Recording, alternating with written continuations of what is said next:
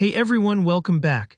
In today's tutorial, I'm going to show you exactly how to bring any shape or object to the front in Figma.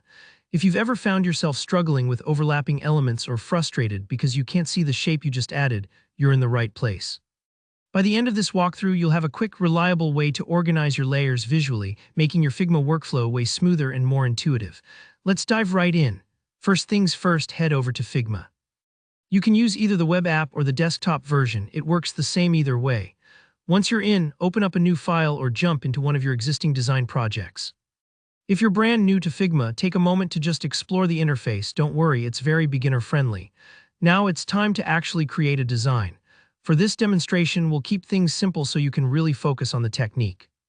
Go ahead and add a shape. Let's use a basic rectangle.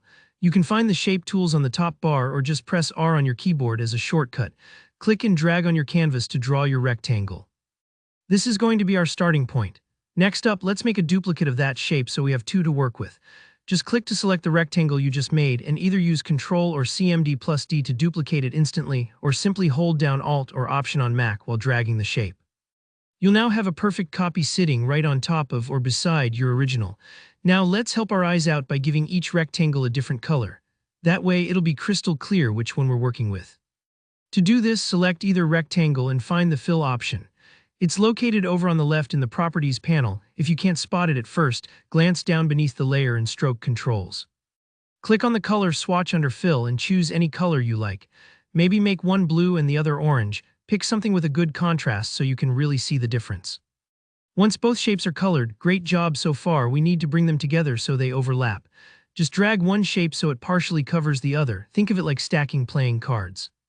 This is where you'll start to see how stacking order really affects your design's look. Now here's the key part.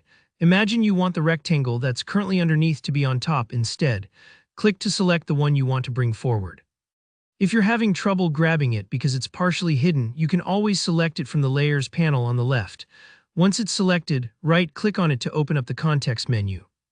Take a look through the list. You'll spot the option that says Bring to Front. Go ahead and click that. It might seem simple, but this command is incredibly useful. It instantly moves your selected object all the way to the top of the stack, making it the most visible.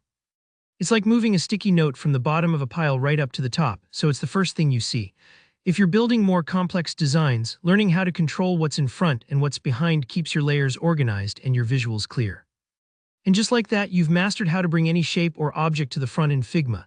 Pretty neat, right? Remember, if your design ever looks off or something disappeared behind another layer, just use the Bring to Front trick to solve it instantly. If you found this video helpful, don't forget to hit that like button. And let me know in the comments if you have any more Figma questions or if there's a tutorial you want to see next. Make sure to subscribe so you never miss another useful tip like this one. Thanks for watching, and I'll see you in the next video.